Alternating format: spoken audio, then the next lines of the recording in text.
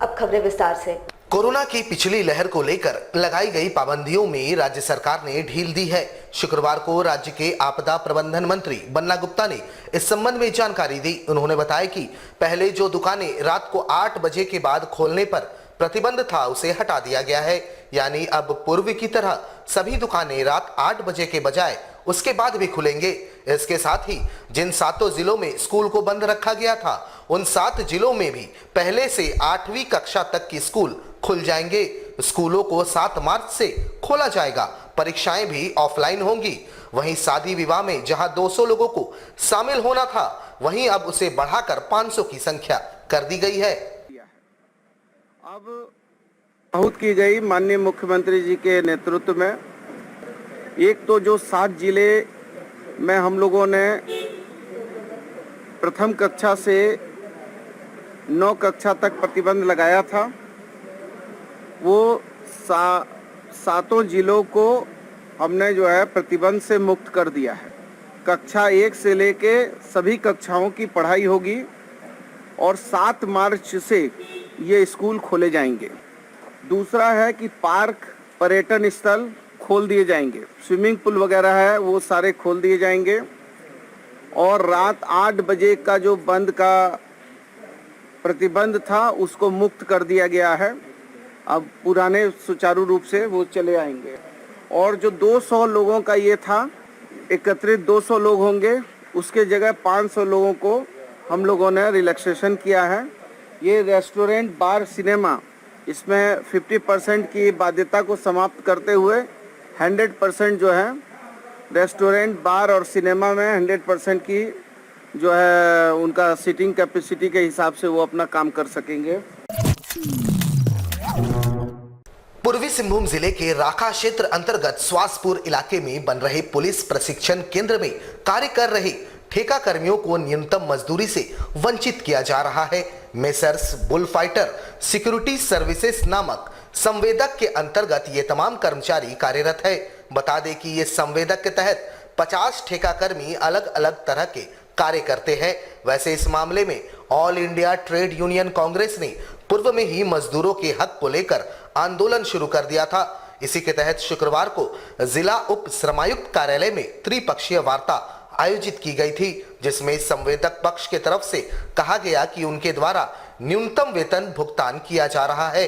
ऐसे में उप श्रमायुक्त के द्वारा संवेदक पक्ष से वेतन भुगतान के कागजातों की मांग की गई और फिर कागजातों के जांच के उपरांत ही आगे की कार्रवाई सुनिश्चित की जाएगी। पास में राखा के पास में पुलिस प्रशासन प्रशिक्षण केंद्र है। वहाँ पर ये मजदूर साफ सफाई से लेकर के तमाम काम करते हैं। पिछले दिनों मुझे शिकायत मिली थी कि इन लोगों का न्यूनतम वेतन नहीं दिया जाता है। इस पर डीएलसी महोदय के यहाँ हम लोगों ने लिखित आवेदन दिया है। इस पर आज संज्ञान लिया गया। मालिक पक्ष से भी उपस्थित हुए। खुशी की बात है कि मालिक पक्ष से उपस्थित होकर के और सब चीज़ सुना है इन्होंने। और कल पुनः फिर डेट रखा गया है साक्ष्य के लिए। जो भी इनके पास साक्ष्य है प्रस्तुत करेंगे। मजदूरों के पास साक्ष्य जो है उसको प्रस्तुत किया जाएगा और फिर अंतिम डिसीजन कल हम लोग लेंगे। मैनेजमेंट का कहना है कि हम पूरा न्यूनतम मजदूरी देते हैं, मजदूरों का क्या कहना है? देखिए, ये इनका कहना है कि न्यूनतम मजदूरी देते हैं। मजदूर का कहना है कि हम 30 दिन काम करते हैं तो हमको 30 दूना 60 6,000 रुपया कुछ पैसा हमको भुगतान हो रहा है। तो इससे साफ जाहिर होता है कि न्यूनतम वेतन का पालन नहीं किया जा रहा है। आज के डेट में न्यूनतम वेतन 300 से एबव है, 375 रुपया है। तो साफ जाहिर है। लेकिन हमको उस पर नहीं जाकर के संवैधानिक तरीके से कहना है कि मजदूर पक्ष के लोग उपस्थित होकर के, मालिक पक्ष के लोग उपस्थित होकर के और शांतिपूर्ण तरीके से वार्ता करें और इसका निपटारा करें ताकि मजदूरों के अधिकार को मिल सके। झारखंड सरकार की ओर से राज्य भर में सरकारी स्कूलों की छात्राओं को आत्मरक्षा ट्रेनिंग देने की योजना की शुरुआत की गई है। जमशेदपुर के सभी 13 सरकारी स्कूलों की छात्राओं को इसके प्रशिक्षण का जिम्मा Jharkhand martial arts training centre को दिया गया है। इसी क्रम में मानगो दाईगुट्टू गांधीनगर स्थित झंडा सिंह मध्य विद्यालय की छात्राओं के लिए 13 दिवसीय विशेष प्रशिक्षण कैंप का आयोजन किया जा रहा है, जहां छात्राओं को आत्मरक्षा के गुर सिखाए जा रहे हैं। प्रशिक्षक शिल्पा दास ने बताया कि अक्सर छात्राएं किसी न किसी रूप से अज्ञानता के अभाव में राहगीरों के प्रताड़ना का शिकार होती है। इस प्रशिक्षण के जरिए छोटी छोटी जानकारियां उन्हें दी जा रही है ताकि वे आत्मरक्षा के गुण सीख सके और किसी भी संभावित खतरे से खुद को अलर्ट रखते हुए उससे निपट सके। उन्होंने बताया कि जमशेदपुर के सभी स्कूलों में इस तरह का शिविर लगाकर छात्राओं को आत्मरक्षा की ट्रेनिंग दी जाएगी। उन्होंने झारखंड सरकार द्वारा उठाए गए इस कदम को एक बेहतरीन पहल बताया और कहा कि इससे महिला हिंसा पर नकेल कसने में सहूलियत होगी। सबसे पहले मेरा इंस्टीट्यूट का नाम है Jharkhand martial art training centre. मैं आई हूँ मानगो दाईगु 2 मध्य विद्यालय में, झंडा सिंह मध्य विद्यालय में। मेरा मेन मोटो है यहाँ पे जो छोटे छोटे बच्चे लोग हैं उनको सेल्फ डिफेंस, अपना सुरक्षा करना सिखाना कि कहाँ मारने से उनको, अगर उनके प्रति कोई गंदी नज़र या बुरी हाथ डाले कोई भी, उनको अपना डिफेंस कैसे करना, अपना सुरक्षा कैसे करना है, कहाँ वीक पॉइंट है जहाँ मारने से उसको चोट लगेगा, वही मैं बच्ची लोगों को सिखा रही हूँ। क्योंकि 10-12 दिन का कोर्स है, मैं उनको पूरा अच्छे से उतना माइंड ब्रेश नहीं कर सकती हूँ, लेकिन इतना चीज़ सिखा सकती हूँ कि छोटा छोटा पार्ट जहाँ पे वीक पॉइंट है, मारने से खुद छोटी छोटी बच्चे लोग या बड़ी लड़की लोग अपना सुरक्षा कर पाए।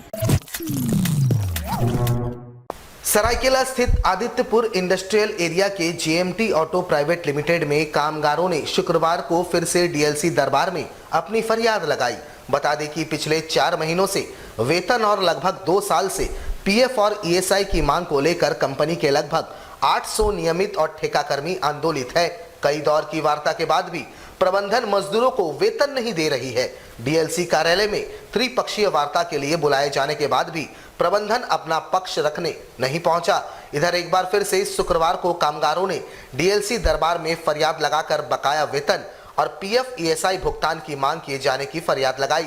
हालांकि शुक्रवार को भी प्रबंधन की ओर से कोई नहीं पहुंचा। वहीं कामगारों ने साफ कर दिया है कि जब तक बकाया वेतन और पीएफ ईएसआई का भुगतान नहीं किया जाएगा, काम पर वापस वे नहीं लौटेंगे। साथ ही कहा कि किसी तरह की भी क्षति या नुकसान होने पर इसकी सारी जिम्मेदारी कंपनी प्रबंधन की होगी। बता दें कि किसी जमाने में JMT auto limited Adityapur industrial area के नवरत्नों में शुमार कर होता था, मगर आज कंपनी अपने मजदूरों को भुगतान देने में असमर्थ है। पास आए थे, डीएलसी साहब बोले कि आप लोग आइए और प्रबंधक को भी बुलाया था। प्रबंधक को 3-4 बार बुलाया गया, हम लोगों को भी त्रिपक्षीय वार्ता के लिए। प्रबंधक एक बार भी पहुंचा नहीं। खाली प्रबंधक की तानाशाही रवैया है। मजदूरों का वेतन 4 माह से नहीं दे रहा है और मजदूरों का पीएफ 2 साल से काटा है पर जमा नहीं किया और मजदूरों का ईएसआई भी जमा देना बंद कर दिया, जो कि मजदूरों की स्थिति तो बहुत खराब था। भुखमरी की स्थिति आ गया, लगता है कि परिवार को आत्महत्या करना पड़ेगा।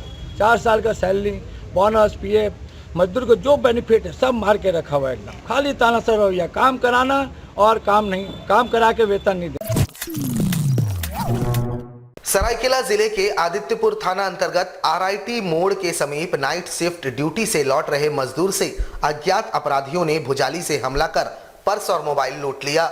मजदूर का नाम राजेश पात्रो है और वह जमशेदपुर के सोपोटेरा का रहने वाला है।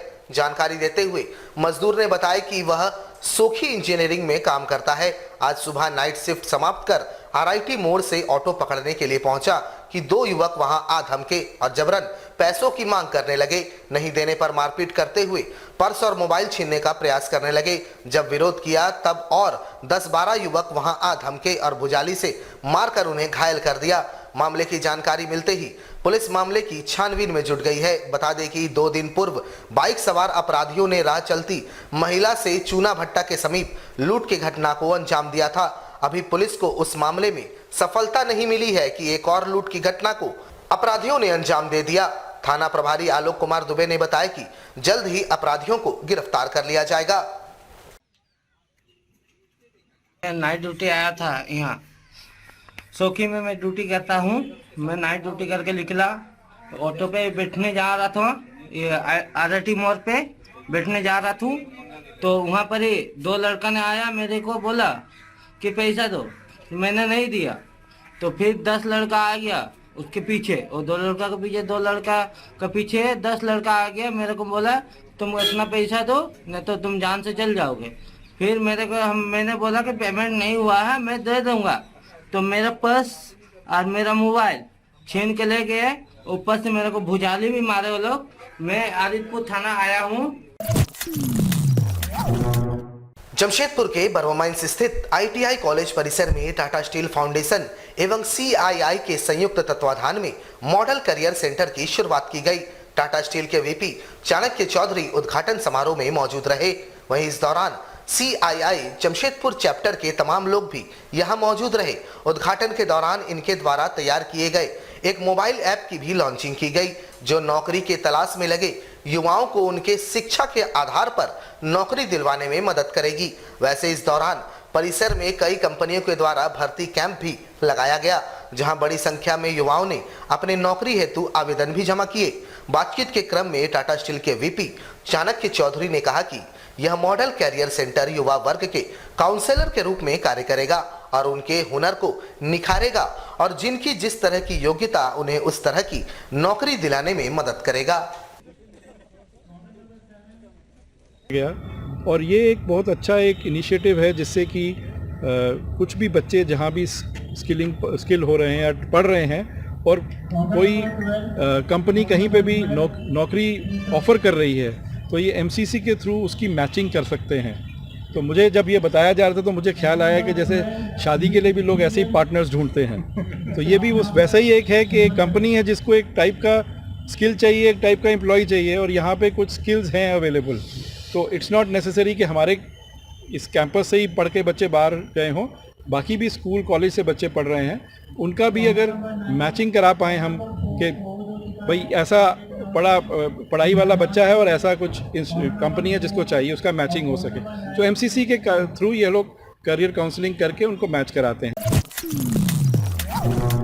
जमशेदपुर के कदमा थाना अंतर्गत शास्त्री नगर ब्लॉक नंबर 4 में डोसा बेच रहे गैस चूल्हा में आग लगने से एक दंपत्ति बुरी तरह झुलस गए।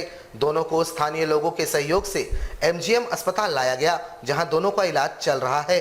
बताया जाता है कि विमला देवी और राजू नायक शास्त्री नगर ब्लॉक नंबर 4 में डोसा बेचने का काम करते हैं।